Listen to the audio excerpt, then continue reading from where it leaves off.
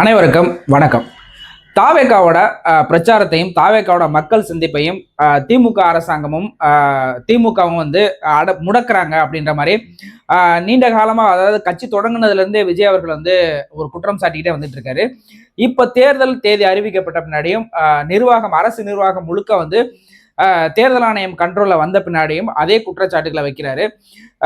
தாவேகாவோட அந்த திட்டமிட்ட செயல்பாடுகள் வந்து 2 நாட்களாக வந்து தள்ளி போயிருக்கு. ஒன்று வந்து வேட்பாளர் அறிமுக கூட்டம் வந்து 27ஆம் தேதி நடக்க வேண்டியது, அது தள்ளி போயிருக்கு. அடுத்து வந்து 28ஆம் தேதி அவரோட முதல் பிரச்சாரம், அதாவது தேர்தல் பிரச்சாரத்தை வந்து பெரம்பூர்ல தொடங்குறது வந்து தள்ளி போயிருக்கு. இது ரெண்டுக்கும் வந்து பயங்கரமா கடுமையா வந்து திமுகவையும் மு.க. ஸ்டாலின் அவர்களையும் வந்து குற்றம் சாட்டியிருக்காரு விஜய். எதுக்கெடுத்தாலும் திமுகவை குற்றம் சாட்டுற அந்த மனப்பாவமா, அல்லது அப்படின்னா உண்மையிலே வந்து திமுக வந்து தாவேகா வந்து முடக்க பார்க்குறாங்களா அப்படின்ற மாதிரி தான் இந்த வீடியோவில் நம்ம பேச போகிறோம். உங்களோட கருத்துக்கள் என்ன அப்படின்றத நீங்கள் கமெண்ட் செக்ஷனில் போடுங்க. நீங்கள் என்ன நினைக்கிறீங்க? திமுகவுக்கும் தாவேகாவுக்கும் உள்ள அந்த அந்த போட்டி வந்து எப்படி இருக்கு? தாவேகா வந்து உண்மையிலே திமுக முடக்குதா, இல்லை எதுக்கெடுத்தாலும் வந்து திமுக மேலே பழி போடுற அந்த சுபாவத்தில் வந்து விஜய் அவர்கள் வந்து தொடர்ந்து வந்து இந்த குற்றச்சாட்டுகள் வந்து முன்வைக்கிறாரா அப்படின்ற உங்களோட கருத்துக்கள் என்ன அப்படின்றத நீங்கள் கமெண்ட் செக்ஷனில் போடுங்க. நம்ம வீடியோவை தொடர்ந்து பார்க்கணுன்னா நம்ம சேனலை வந்து சப்ஸ்கிரைப் பண்ணிக்கிறோங்க. பக்கத்தில் இருக்க நோட்டிஃபிகேஷன் பெல்லையும் கிளிக் பண்ணிக்கிட்டீங்கன்னா நான் போடுற எல்லா வீடியோவும் உங்களுக்கு நோட்டிஃபிகேஷன் மூலமாக வந்தாயிரும். தாவேகா வந்து இப்போ 2 ஆண்டுகள் முடிந்து 3வது ஆண்டில் வந்து பயணம் பண்ணுறாங்க. 2026 சட்டமன்ற தேர்தல் தான் அவங்களோட இலக்கா வச்சு வந்து அவங்க பயணம் பண்ணிக்கிட்டு இருந்தாங்க. தேர்தல் தேதி ஆரம்பித்த உடனே எங்களோட பிரச்சாரங்கள் வந்து பயங்கரமாக இருக்கும், எங்களோட தலைவர் வந்து ஊராக கிராமமாக போக ஆரம்பிப்பார், அப்போ வந்து உங்களால் என்ன பண்ண முடியும் அப்படின்னு சொல்லிட்டு ஆதவ அர்ஜுனா அவர்கள் வந்து இதுக்கு முன்னாடி வந்து ஒரு பெரிய ஒரு கான்ட்ரவர்சியல் ஸ்பீச்லாம் வந்து கொடுத்துருக்காரு. அதாவது இப்போ வந்து உங்களால் வந்து எங்களை கட்டுப்படுத்த முடியும், எஸ்ஓபி அப்படி இப்படின்னு போட்டு தேர்தல் தேதி அறிவிச்சிருச்சுன்னா உங்களோட கையெழுத்துலாம் வந்து செல்லாத கையெழுத்தாக போயிடும், உங்களோட பதவியை வந்து செல்லாத பதவியாக இருக்கும். ஸோ அப்படிப்பட்ட ஒரு சூழலில் வந்து எங்களால் சுதந்திரமாக வந்து செயல்பட முடியும் அப்படின்ற மாதிரியும் தேர்தல் கமிஷன் வந்து எங்களுக்கு வந்து எல்லா அனுமதியும் கொடுப்பாங்க, உங்கள் கண்ட்ரோலில் இருக்காமல் தேர்தல் கமிஷன் கண்ட்ரோலில் போன பின்னாடி எங்களோட சுதந்திரத்தை வந்து நீங்கள் பார்ப்பீங்க, எங்களோட பிரச்சாரத்தை நீங்கள் பார்ப்பீங்க, எங்கள் தலைவரோட எழுச்சியை நீங்கள் பார்ப்பீங்க, எங்கள் தலைவரோட மக்கள் சந்திப்பை வந்து நீங்கள் பார்ப்பீங்க அப்படின்னு சொல்லிட்டு தொடர்ந்து வந்து பேசிக்கிட்டே இருந்தார். ஆனால் தேர்தல் தேதி அறிவிக்கப்பட்ட பின்னாடி ஒரு மயான அமைதி அப்படின்ற மாதிரி தான் தாவேகா இருந்தது. அவங்க வந்து எந்த விதமான அரசியல் நிகழ்வுகளையும் கலந்துக்கல, முன்னெடுப்புகளையும் பண்ணலை. ஒரே ஒரு ஃபங்க்ஷனுக்கு மட்டும் மும்பைக்கு போயிட்டு இருந்தார், அது மட்டும்தான் அவங்களோட செயல்பாடுகள், அது அவரோட தனிப்பட்ட வாழ்க்கை. ஸோ அதை தாண்டி தாவேகா தலைவர் விஜய் அவர்கள் வந்து எந்த விதமான கட்சி செயல்பாடுகளையும் ஈடுபடலை அப்படின்றது நம்ம எல்லாரும் பார்த்துக்கிட்டு இருக்கக்கூடிய ஒரு விஷயமா இருக்கு. ஆனால் 27ஆம் தேதி அதாவது தேர்தல் வேட்பாளர்கள், அதாவது சட்டமன்ற தேர்தலுக்கான வேட்பாளர்களை வந்து இறுதி பண்ணிட்டதாகவும் 27ஆம் தேதி ஒட்டுமொத்த வேட்பாளர்களையும் நாங்கள் அறிமுகப்படுத்த போகிறோம் அப்படின்னு சொல்லிட்டு அந்த அறிமுக விழாவுக்கான ஏற்பாடுகள் வந்து மாமல்லபுரத்தில் அவங்க வழக்கமாக கொண்டாடுற அந்த ஒரு நட்சத்திர விடுதியில் வந்து அந்த ரெசார்ட்ல வந்து ஏற்பாடு பண்ணியிருந்தாங்க. ஆனால் திடீர்னு பார்த்தீங்க அப்படின்னா அது கேன்சல் ஆகி போயிடுச்சு அப்படின்னு சொல்லிட்டு நமக்கு வந்து ஒரு தகவல் வந்துச்சு, செய்திகள் வந்துச்சு, நீங்கள் எல்லாருமே பார்த்துருப்பீங்க. ஸோ அதுக்கு பின்னணியில் என்ன இருக்குது அப்படின்றது நம்ம பார்த்தோம்னா, உடனே வந்து தேர்தல் அலுவலர் வந்து மரியாதைக்குரிய குமரகுமரன் அவர்கள் வந்து ஒரு பேட்டி கொடுக்குறாங்க. தேர்தல் விதிமுறைகளின்படி ஒரு அரசியல் கட்சியோட நிகழ்வுகள் எதுவாக இருந்தாலும் 48 மணி நேரத்துக்கு முன்னாடி வந்து நீங்கள் அனுமதி கோரி அந்த கடிதம் கொடுக்கணும், அந்த இதில் வந்து ஆன்லைன் போர்ட்டலில் வந்து நீங்கள் அப்ளை பண்ணணும். ஆனால் தாவேகா சார்பில் வந்து அந்த மாதிரியான எந்த முன்னெடுப்புகளும் பண்ணலை. அவங்க திடீர்னு ஒரு பேப்பரில் எடுத்துகிட்டு வந்து நாளைக்கு வந்து எங்களுக்கு அனுமதி கொடுங்க அப்படின்னு சொல்லிட்டு கேட்கும்போது எங்களால் அதை பண்ண முடியாது, அதுலேயும் வந்து காவல்துறையிட்ட நாங்கள் ஏற்கனவே அனுமதி வாங்கிட்டோம் அப்படின்னு சொல்லிட்டு எங்கள்கிட்ட வந்து கொடுக்கும்போது எங்களால் எதுவும் பண்ண முடியாதுன்னு சொல்லிட்டு தான் அந்த ஒரு அடிப்படையில் தான் வந்து நாங்கள் இதை வந்து கேன்சல் பண்ணியிருக்கோமே தவிர வேற எந்த காரணமும் கிடையாது அப்படின்ற மாதிரி தெளிவாக வந்து ஒரு விளக்கத்தை கொடுத்துருந்தாரு. ஸோ இதுக்கு பின்னாடி இருக்க ஒரு செயல்பாடுகளை வந்து நம்ம உன்னிப்பாக கவனிக்கணும். ஸோ இதுக்கும் திமுகவுக்கும் ஏதாவது ஒரு கூட்டு சதி இருக்கா, திமுக வந்து இந்த மாதிரி வேலைகளை பண்ணுதா அப்படின்ற மாதிரி நம்மளோட அறிவு கெட்டுற மாதிரி கொஞ்சம் பேசலாமே அப்படின்ற மாதிரி தான் நான் வந்து இந்த வீடியோ போட்டேன். திமுகவுக்கும் தாவேக்காவுக்கும் என்ன பிரச்சனை அப்படின்னு பார்த்தீங்க அப்படின்னா, திமுக வந்து விஜய் அவர்களை வந்து தாவேக்காவையும் ஒரு பிரச்சனையாவே எடுத்துக்கல. இப்போ வரைக்கும் அவங்க வந்து எதிர்வினை ஆற்றவே இல்லை அப்படின்றதான் அரசியல்ல எல்லாருக்குமே தெரிந்த உண்மையா இருக்கு. ஆனா தாவேக்காவுக்கு வந்து தொடர்ந்து வந்து திமுகவை எதிர்த்துக்கிட்டே இருக்கணும் அப்படின்ற அந்த ஒரு நிலைப்பாடுல இருக்காங்க. அந்த ஒரு ஸ்ட்ராட்டஜியாவே வந்து அவங்க அதை வந்து பண்ணிட்டே இருக்காங்க. திமுகவை எதிர்த்துக்கிட்டே இருக்கும்போது ஒரு கட்டத்துக்கு மேல திமுக வந்து நமக்கு எதிர்வினை ஆற்ற ஆரம்பிக்கும். அப்பம்போது இந்த 2 பேரும் பேசுறது வந்து பரபரப்பா செய்தியா இருக்கும், ஒரு கான்ட்ரவர்சியல் நியூஸியா இருக்கும். ஸோ எல்லாருமே வந்து இவங்க 2 பேரும் என்ன பேசிக்கிறாங்க, இவர் என்ன பதில் சொல்றாரு, அவர் என்ன பதில் சொல்றாரு அப்படின்றத எல்லா மக்களுமே உன்னிப்பா கவனிக்கும் போது ஒட்டுமொத்த தமிழ்நாட்டோட கவனமும் திமுக தாவேக்காவுக்கு பக்கம் போகும் அப்படின்றத அந்த ஒரு ஸ்ட்ராட்டஜியை வந்து ஆதவ அர்ஜுனா வந்து கிளீனா பண்ணிட்டு இருக்காரு. ஸோ ஆதவ அர்ஜுனாவோட பேச்சுகளும் ஆதவ அர்ஜுனாவோட நடவடிக்கைகளும் ஆதவ அர்ஜுனாவோட அந்த ஸ்கிரிப்டும் சரி, திமுக வந்து அபாண்டமா பழி சொல்றது, திமுக தலைவர் மேல வந்து தரக்குறைவான விமர்சனங்களை வைக்கிறது அப்படின்ற மாதிரி தான் பண்ணிக்கிட்டே இருக்காரு. ஸோ தொடர்ந்து அதையும் விஜய் அவர்களும் அதையே பண்றதுதான் வந்து ரொம்ப ஆச்சரியமான ஒரு விஷயமா இருக்கு. ஸோ இதுல வந்து இப்போ இந்த 27ஆம் தேதி நடக்க இருந்த கூட்டம், அந்த வேட்பாளர்கள் அறிமுக விழா வந்து தள்ளி போனதுல வந்து என்ன பிரச்சனை இருக்கு அப்படின்றத நம்ம வந்து கொஞ்சம் டீட்டெயிலா பார்க்கலாம்.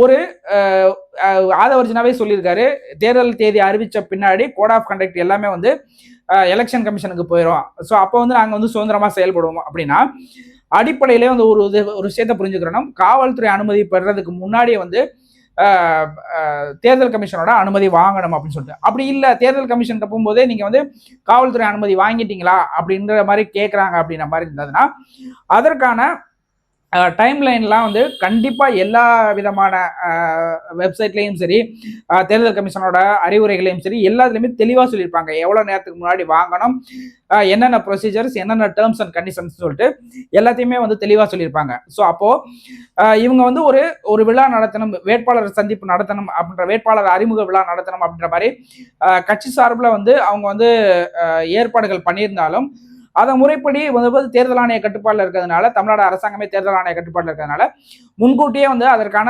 நடைமுறைகளை வந்து என்னென்னு தெரிஞ்சுக்கிட்டு அதற்கான முன்னெடுப்புகளையும் அதற்கான அனுமதி வாங்குற விஷயங்களையும் வந்து ஒரு டீம் வந்து பார்க்கணும். அந்த டீம் வந்து வேலை செய்தா தாவேக்கால அப்படின்னா ஒரு பெரிய கேள்விக்குறி. ஆதவ அர்ஜுனா அவர்களுக்கு என்ன நினைப்பு அப்படின்னா, நம்ம வந்து என்ன வேணாலும் பண்ணலாம், இது வந்து ஜனநாயக நாடு அப்படின்ற மாதிரி ஒரு பிற்போக்குத்தனமான ஒரு சிந்தனையில வந்து இருக்காரு. ஜனநாயக நாடு தான், சுதந்திர நாடு தான், எல்லா குடிமகனும் சமமான குடிமகன் தான், அதுல வந்து எந்த ஒரு மாற்று கருத்தும் கிடையாது.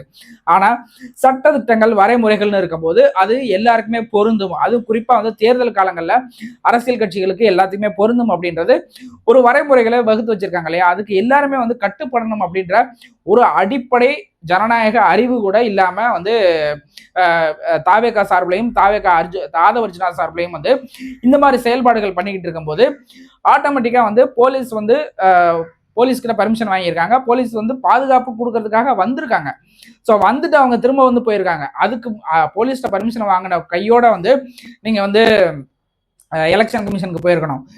போலீஸ்கிட்ட பர்மிஷன் வாங்கியாச்சு, எலெக்ஷன் கமிஷன் தானே இன்னைக்கு சொல்லிட்டு நாங்கள் நாளைக்கு மீட்டிங் நடத்துறோம் அப்படின்னு சொல்லிட்டு பண்ண முடியாது அப்படின்ற மாதிரி தான் ப்ரொசீஜர்ஸ் இருக்கு, டேர்ம்ஸ் அண்ட் கண்டிஷன்ஸ் இருக்கு. அதைத்தான் வந்து தேர்தல் அதிகாரி வந்து சொல்றாரு. ஸோ அப்போ வந்து ஒரு ப்ரொசீஜர் என்ன பண்ணணும், ஒரு ப்ரொசீஜரா என்ன பண்ணணும், ஒரு பர்மிஷன் வாங்குறதுக்கு, ஒரு விழா ஏற்பாடு பண்றதுக்கு என்னென்ன ஏற்பாடுகள் பண்ணணும், ஒரு விழா நடத்துறதுக்கு என்னென்ன ஏற்பாடுகள் பண்ணணும், ஒரு பொதுக்கூட்டம் நடத்துறதுக்கு என்னென்ன ஏற்பாடுகள் பண்ணணும்ன்ற அடிப்படை புரிதலும் அடிப்படை சிந்தனையுமே இல்லை அப்படின்றதுதான் வந்து இது வெளிப்படுத்துது. இதை தாண்டி வந்து இதுல திமுகவுக்கு வந்து என்ன வேலை இருக்கு, திமுக வந்து என்ன வேலை பண்ண முடியும் இதுல அப்படின்றது ஒரு கேள்விக்குறிதான். உண்மையிலே நீங்க வந்து திமுக தான் இதை பண்றாங்க, திமுகவோட சப்போர்ட்ல அந்த தேர்தல் அதிகாரி இருக்காரு அல்லது காவல்துறை இருக்கு அப்படின்னா தாராளமா நீங்க வந்து அதை ஒரு புகாராவே கொடுக்கலாம்.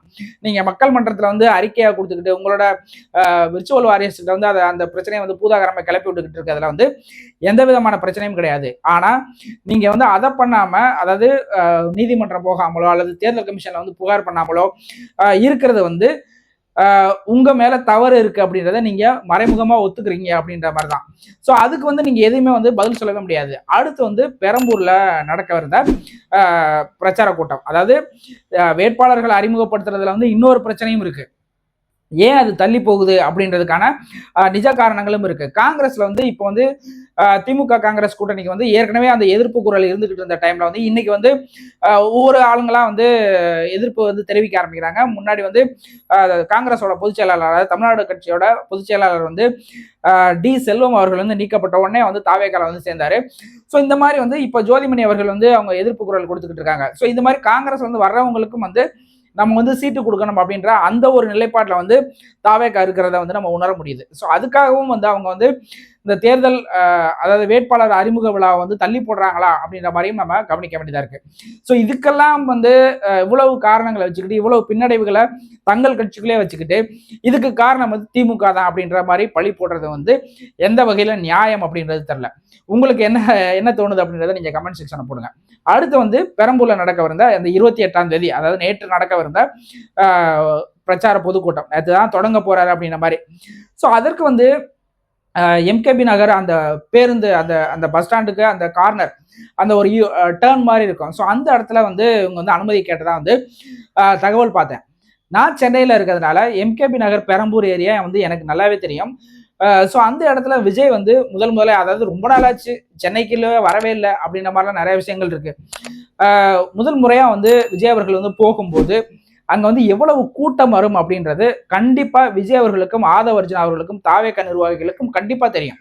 ஏன் அந்த மாவட்ட அந்த அந்த சம்பந்தப்பட்ட மாவட்ட செயலாளருக்கே கண்டிப்பா தெரியும் இங்க ஒரு பெரிய கூட்டம் வரும் விஜய் அவர்களை பார்க்கறதுக்கு அப்படின்ற மாதிரி. ஸோ அப்போ அதுக்கான இடத்த தேர்வு பண்ணாம அந்த சந்துல போய்கிட்டு நாங்க வந்து பிரச்சாரம் பண்ண போறோம் அப்படின்னா, அதாவது ஒரு இடத்துல நடக்க முடியாது அப்படின்றது தெரிஞ்சும் அந்த இடத்துல நடத்துவேன் அப்படின்னு கேட்கும்போது காவல்துறை வந்து ஆபேசி வந்து நீங்க வந்து இதுக்கு வந்து அனுமதி கிடையாது, நீங்க வேற இடத்த பாத்துக்குங்கன்னு சொல்லும். அப்படி சொன்ன பின்னாடி இது வந்து திமுக பண்ற வேலை, திமுக பண்ற சதி அப்படின்னு சொல்லிட்டு இந்த இந்த பிரச்சனையை வந்து திசை திருப்பலாம் அப்படின்றத அந்த ஒரு நோக்கத்தோட தான் இவங்க வந்து வேணும்னே வந்து சின்ன சின்ன இடங்களா வந்து தேர்வு பண்றாங்க, பிரச்சனைக்குரிய இடங்களா தேர்வு பண்றாங்க அப்படின்ற மாதிரி தான் நான் பாக்குறேன். அதாவது வேட்பாளர் அறிமுகம் பண்ண பின்னாடி தான் பிரச்சாரம் தொடங்குறது மாதிரி தான் அவங்களோட பிளான். ஸோ வேட்பாளர் அறிமுகம் வந்து பண்ண முடியல, அதுக்கு வந்து முறையான அனுமதி வரலன்னு சொல்லிட்டு தேர்தல் கமிஷன், அதாவது காவல்துறை அனுமதி கொடுத்துருச்சு, தேர்தல் கமிஷன் அனுமதி கொடுக்கல. ஸோ இப்போ வந்து தேர்தல் கமிஷன் மேல பழி போட முடியாம திமுக மேல பழி போட்டுக்கிட்டு இருக்காங்க. ஸோ வேட்பாளர் அறிமுகப்படுத்திட்டு தான் வந்து பிரச்சாரத்தை தொடங்குறது தான் வந்து ப்ரொசீஜர். ஸோ அப்பதான் வந்து மக்கள் வந்து அதை ஏத்துப்பாங்க ஓரளவுக்கு. ஓகே, இவர் தான் இந்த இந்த தொகுதியோட வேட்பாளர் அப்படின்னு சொல்லிட்டு. ஸோ அப்படி இல்லாம பண்றபோது அது வந்து இப்ப அந்த அந்த அந்த 28ஆம் தேதி நடக்கவிருந்த அந்த பொதுக்கூட்டமும் ரத்தாகுது அப்படின்ற மாதிரி இது இவங்க சைட்லயே ரத்து பண்ணியிருக்கதா அதுதான் நான் பாக்குறேன்.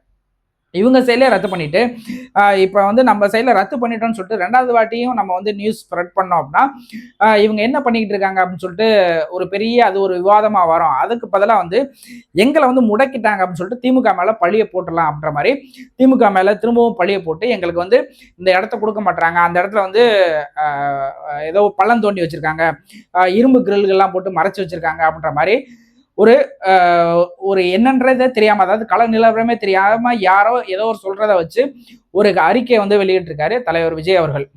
ஸோ ஆனால் வந்து ஒரு விஷயத்த நல்லா புரிஞ்சுக்கணும், திமுக வந்து அவங்களோட இலக்கை நோக்கி அவங்க பயணம் பண்ணிக்கிட்டே இருக்காங்க. உங்களை வந்து ஒரு பொருட்டாவே மதிக்கல அப்படின்றத நீங்க எப்ப புரிஞ்சுக்க போறீங்க அப்படின்றது எனக்கு ஒரு பெரிய கேள்விக்குறியா இருக்கு. திமுகவா இருக்கட்டும், அதிமுகவா இருக்கட்டும், மற்ற கட்சிகளா இருக்கட்டும். அதிக மேல எடப்பாடி பழனிசாமி அவர்கள்லாம் வந்து பிரச்சாரத்தை தொடங்கி ஒரு பாட்டு போய்கிட்டே இருக்காரு.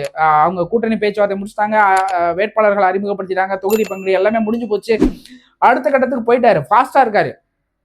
திமுக வந்து அவங்களுக்கு டைமே இல்லைன்ற மாதிரி அவங்க தொகுதி பங்கீடா இருக்கட்டும், எந்தெந்த தொகுதி யாரா இருக்கு, எந்தெந்த கட்சிக்குன்னு சொல்லிட்டு அதுல ரொம்பவே பிஸியா இருக்காங்க. அவங்க பிளான்டா இருக்காங்க. இப்பவே வந்து ஏப்ரல் 30, அதாவது மார்ச் 30ஆம் தேதியில இருந்து 31ஆம் தேதியில இருந்து வந்து திருவாரூர்ல வந்து திமுக வந்து பிரச்சாரத்தை தொடங்குது, தேர்தல் பிரச்சாரத்தை தொடங்குதுன்ற மாதிரி அவங்க நியூஸே வந்து புல்லட்டினே வந்து வெளியில விட்டுட்டாங்க. ஸோ அந்த மாதிரி ஒரு ஒரு பிளான்டா இருக்கிற கட்சிக்கு முன்னாடி வந்து நீங்க எதுவுமே பண்ணாம, எந்த பிளானுமே பண்ணாம உங்களோட இயலாமையை வந்து திமுக மேல பழி போடுறதுல மட்டுமே வந்து நீங்க பயன்படுத்திக்கிட்டு இருந்தீங்க அப்படின்னா உங்களோட அரசியலை வந்து மக்கள் என்னவா பாக்குறாங்க அப்படின்ற அந்த ஒரு கேள்வியும், மாற்றத்துக்கான அரசியல் வேணுன்ற லட்சோப லட்ச இளைஞர்கள் வந்து உங்களை ஆதரிக்கிறாங்களே அப்படின்ற அந்த ஒரு கவலையும் தான் மிச்சமா இருக்கு.